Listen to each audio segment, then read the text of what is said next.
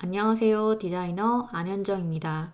이번 영상은 오토레이어 기능으로 레이블 길이에 따라 리사이징 되는 버튼을 생성하는 방법과 캔버스에서 직접 수정하지 않고 오른쪽 디자인 패널에서 프로퍼티 속성의 밸류만을 조정하여 버튼의 스타일을 수정할 수 있도록 하는 기능, 베어리언츠와 컴포넌트 프로퍼티 기능에 대해서 준비했습니다.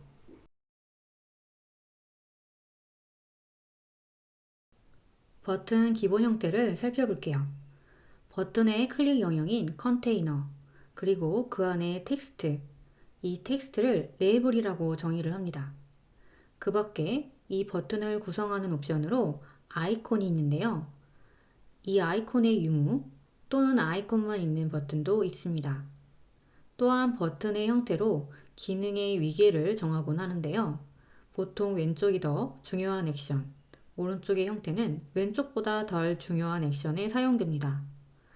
다음 예시는 버튼의 위계를 컬러와 의미를 기준으로 프라이머리, 세컨더리, 네거티브로 베리에이션을 했는데요. 여기에서 프라이머리와 세컨더리는 밸류에 해당되고요. 이 밸류를 묶는 상위 개념인 property, 즉 속성의 이름을 타입으로 정의할 예정입니다.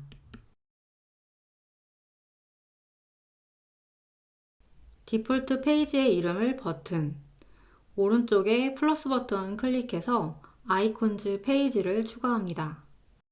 이 아이콘즈라는 빈 페이지에 머터리얼 시스템 아이콘 컴포넌트를 가져오도록 하겠습니다.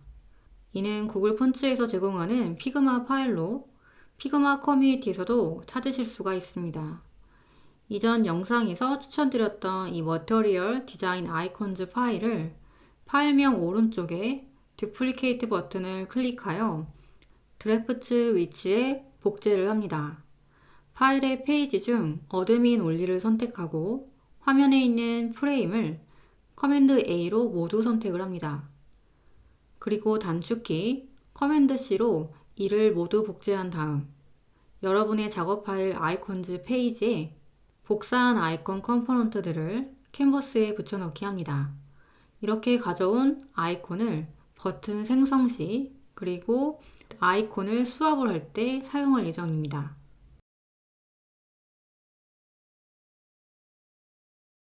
Shift I 단축키를 클릭하고 person이라는 단어를 입력한 다음 이 아이콘을 선택하여 캔버스에 추가합니다. 아이콘의 컬러를 화이트 컬러로 변경을 하겠습니다. 그 다음 오른쪽에는 버튼의 레이블을 추가할 건데요. 텍스트 단축키 T를 클릭하고 캔버스에 텍스트를 입력을 합니다. 그리고 이를 모두 선택한 다음 오토 레이아웃의 단축키 Shift A로 두 요소를 그룹핑을 하겠습니다. 레이어의 이름을 버튼이라고 정의한 다음 오른쪽 디자인 패널에서 버튼을 커스텀 해보도록 하겠습니다. 이는 오토 레이어 프레임으로 만든 그룹핑이므로 오른쪽에서 기본 설정 값을 조정하는데 프레임 안의 구성 요소들의 정렬을 중앙 정렬로 하고 아이콘과 레이블 사이의 여백을 8로 정의를 하겠습니다. 이번에는 좌우 여백을 16, 그리고 상하 여백은 임시로 8로 정의를 하겠습니다. 그 결과 버튼의 프레임의 높이가 40이 되었는데요. 버튼의 배경 컬러는 오른쪽 디자인 패널에서 플러스 버튼 클릭하고 헥스코드 입력 필드에 블루로 정의를 하겠습니다. 버튼의 코너 레디어스는 999로 입력을 하고요. 이때 아이콘의 사이즈를 변경을 해볼 건데요. 펄슨 인스턴스 아이콘 레이어를 선택하고 오른쪽에 이 옵션을 활성화시킨 상태에서 아이콘의 사이즈를 가로 18, 세로 18로 수정을 했습니다. 그리고 이제는 버튼 레이블의 디테일을 수정해 볼 건데요. 버튼 레이블의 높이 사이즈와 버튼의 폰트 사이즈가 동일하게 하기 위해서는 레이블 텍스트의 행간을 100%로 지정을 합니다. 그 결과 텍스트 레이어의 높이가 텍스트의 사이즈와 텍스트 레이어의 높이가 같아졌음을 확인할 수가 있습니다. 버튼의 높이가 변경이 되어도 텍스트가 항상 중앙 정렬이 되도록 텍스트의 세로 정렬 옵션을 Align With로 변경하고요. 그리고 항상 줄바꿈이 되지 않게 하기 위해서 Auto Width를 선택을 합니다. 그리고 텍스트의 가로 정렬은 센터, 텍스트의 행간은 0으로 정의를 하겠습니다. 폰트의 종류는 컴퓨터에 별도로 설치한 로컬 폰트, 스포커 한산수 네오를 선택을 하겠습니다. 폰트의 두께는 미디엄으로 수정을 했고요. 이때 버튼의 높이 값을 살펴보겠습니다. 현재 버튼의 높이가 34로 변경되었음을 확인했습니다. 이때 버튼의 상하 여백의 값을 방향키로 조정하여 버튼의 높이를 40으로 조정을 해봅니다. 즉 안쪽에 있는 요소들의 높이가 버튼의 높이 값을 결정을 합니다. 또 하나의 문제는 아이콘과 레이블의 높이가 다르다는 것인데요. 만약 아이콘을 레이어 패널에서 숨기면 버튼의 높이가 38로 변경이 됩니다. 즉 아이콘의 존재 여부와 상관없이 버튼의 높이를 40으로 유지하게 하려면 여기에 한 가지 트릭이 필요합니다. 저는 이를 위해서 투명 베이스를 추가하도록 하겠습니다. 프레임 툴로 만들 건데요. 프레임의 높이를 아이콘의 높이와 동일하게 18로 했고요. 프레임의 가로 길이는 0으로 만들기 위해서 0.002mm를 입력합니다. 이때 이 베이스와 레이블 모두 선택하고 오토 레이아웃으로 묶을 건데요. 프레임 안쪽의 여백을 0으로 입력하여 여백을 제거합니다. 그 결과 마치 레이블만 있는 것처럼 아이콘과의 중간 여백이 8이 됩니다. 이 상태에서 레이어의 이름들을 정리를 해볼 건데요. 높이 18의 투명 프레임의 이름을 베이스라고 정의하고 텍스트 레이어는 레이블, 베이스와 레이블을 감싸는 오토 레이어 프레임 2를 레이블 언더바 랩이라고 정의를 하고요. 그리고 이 아이콘 인스턴스를 아이콘이라고 정의를 하겠습니다.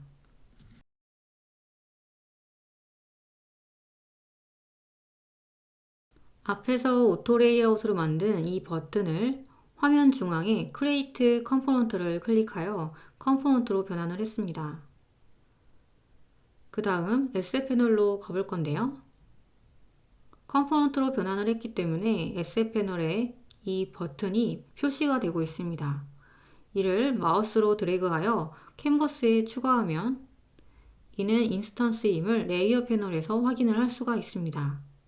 이 인스턴스는 위 버튼 컴포넌트의 복제본이며 컴포넌트를 재사용할 경우 이 인스턴스를 활용하게 됩니다. 인스턴스를 선택하고 오른쪽 디자인 패널을 보시면 컴포넌트의 이름이 표시되고요. 오른쪽에 컴포넌트 아이콘을 선택하면 인스턴스의 메인 컴포넌트로 이동이 됩니다. 이 인스턴스는 메인 컴포넌트와 동일한 구조이므로 아이콘 인스턴스를 선택하고 오른쪽 디자인 패널에서 다른 아이콘으로 수합을 할 수가 있습니다. 그리고 버튼 레이블에 대해서는 이 레이블을 선택을 한 다음 다른 텍스트로 변경을 해서 버튼의 레이블을 변경을 할 수가 있습니다.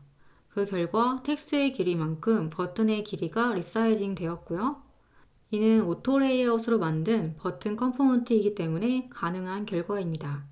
이처럼 아이콘 인스턴스를 직접 수정하고 버튼의 레이블을 수정하는 것을 오버라이드라고 하는데요. 만약 이를 오른쪽에서 Reset All Change를 선택을 하면 원래 메인 컴포넌트의 상태로 되돌릴 수가 있습니다. 왼쪽에 메인 컴포넌트를 선택하면 오른쪽에 Properties라는 영역이 표시됩니다. 여기에 플러스 버튼을 클릭하면 베어리언트 기능이 여기에 표시가 됩니다. 그 밑으로 불린 인스턴스 스왑, 텍스트가 있습니다. 이 세 가지 옵션은 컴피그 2022 이후에 추가된 옵션들입니다. 우선 이 베어리언트부터 사용을 해보도록 하겠습니다.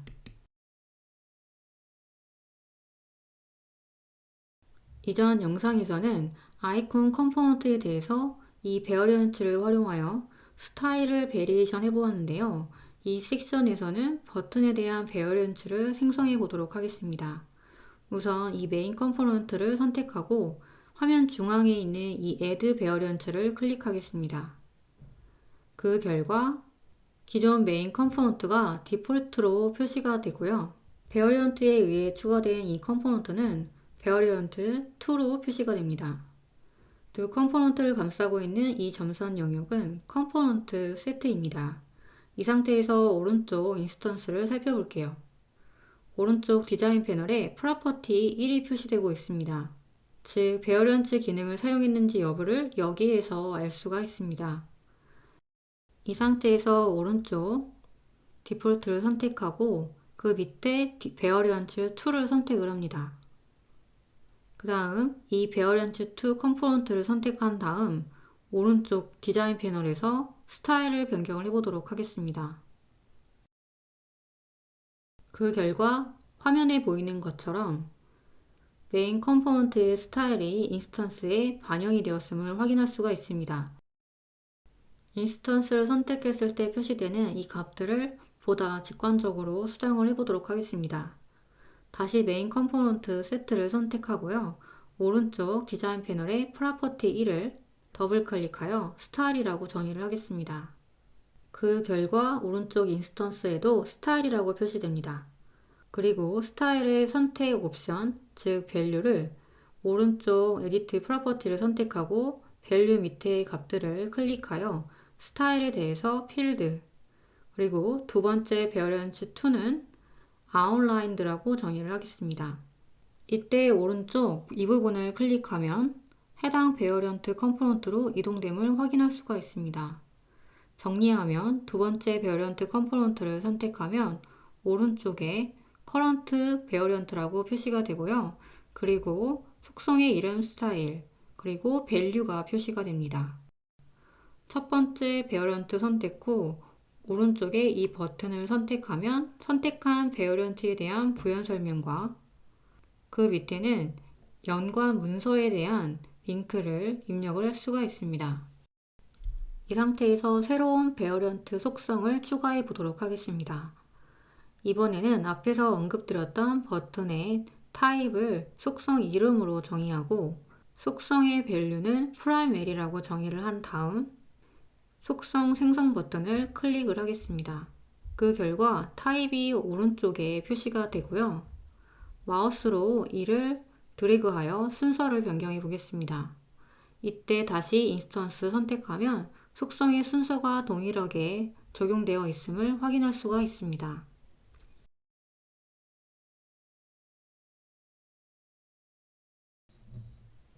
이번 섹션에서는 불린 그리고 인스턴스 수학, 텍스트 프로퍼티에 대해서 배워보도록 하겠습니다. 앞에 이 두 속성은요, 컴포넌트 안에 중첩되어 있는 인스턴스와 연관된 속성입니다. 우선 버튼 컴포넌트 안쪽에 아이콘 인스턴스를 선택을 하고 컴포넌트 네이밍 오른쪽과 그리고 레이어 오른쪽에 표시되는 프로퍼티 아이콘을 확인을 합니다. 우선 레이어 패널에 불린 프로퍼티를 선택을 하고요. 여기에 기본 밸류 값으로 true가 표시가 되고 있습니다. 드롭다운을 선택해보면 false가 다른 옵션으로 표시가 되고 있고요. 이때 속성의 이름 영역에 show 아이콘이라고 정의를 하고 그 다음 create property 버튼을 클릭을 하겠습니다. 그 결과 버튼 컴포넌트 세트를 선택을 하면 오른쪽에 방금 추가한 속성과 속성 타입이 표시되고 있습니다. 하지만 그 속성은 스타일이 아웃라인드일 때는 표시가 되지 않고요. 필드로 변경을 하면 토글 형태로 show 아이콘이라는 속성이 표시가 됩니다. 그 이유는 필드일 때만 불린 속성을 연결했기 때문입니다. 이를 해결하기 위해서 아웃라인드 스타일의 아이콘 인스턴스를 선택하고 디자인 패널에서 레이어 오른쪽 어플라이 불린 프로퍼티를 선택을 합니다. 그리고 앞에서 생성한 show 아이콘 속성을 연결을 하겠습니다. 연결이 되면 그 결과 다음과 같이 표시가 됩니다. 결과 확인을 위해서 인스턴스 다시 선택하고 오른쪽에서 이 토글을 조정하여 아이콘의 유무를 조정을 해보도록 하겠습니다.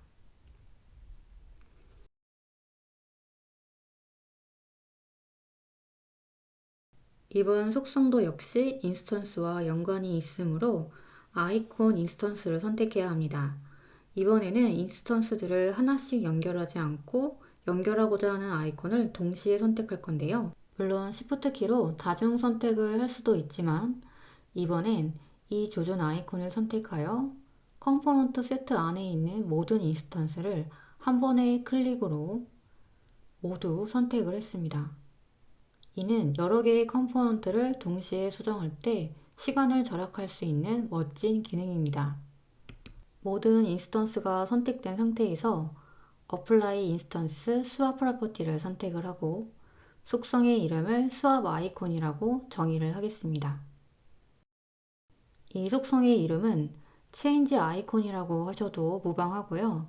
어떤 속성인지 인지하기 쉽게 정의를 하는 것이 중요합니다. 테스트를 위해서 버튼 인스턴스를 선택을 하고요. 추가된 수압 아이콘의 오른쪽 드롭다운을 선택하여 다른 인스턴스 아이콘으로 수압을 해보겠습니다. 이때 스타일의 밸류 옵션은 필드로 변경을 했을 때 동일한 속성이 여기에 있음을 확인을 할 수가 있습니다.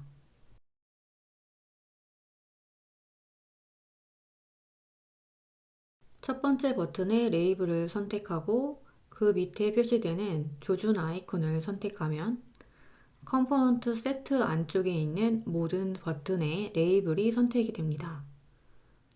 이때 오른쪽 디자인 패널에서 컨텐트 오른쪽 Apply Text Property를 선택을 하겠습니다.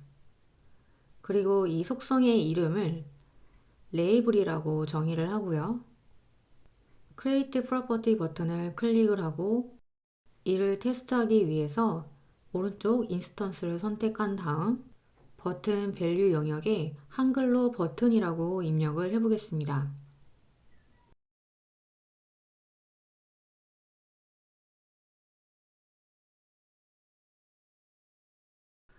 앞에서 배운 속성들을 응용하면 여러분도 제가 보여드리는 컴포넌트를 완성하실 수가 있고요. 실무에서 바로 적용해 볼 수가 있습니다. 물론 실무에 적용하기 위해서는 피그마의 크리에이트 스타일 기능을 활용하여 여기 버튼에 사용된 컬러들과 텍스트 스타일을 토큰화해야 하는 과정이 필요합니다. 이에 대한 자세한 방법은 추후 업데이트 될 예정입니다. 버튼 컴포넌트 속성에 대해서 좀 더 부연 설명을 드릴 텐데요. 저는 타입 속성에 대해서 프라이머리, 세컨더리, 네거티브 등 총 3개의 컬러를 기준으로 버튼의 위계와 의미를 부여했고요. 그 다음 버튼의 사이즈는 총 3개의 종류로 미디엄 버튼의 경우 버튼의 높이를 40, 스몰 버튼의 높이는 32, 라지 버튼의 높이는 48로 베리에이션을 했습니다. 스타일은 필드 아웃라인드로 위계를 두었고 이 아이콘만 있는 버튼의 경우에는 히든 레이블이라는 불린 속성을 활용하여 레이블이 없는 상태를 true로 기본 설정을 했고요. 이 또한 스타일, 사이즈별로 베리에이션을 하였습니다.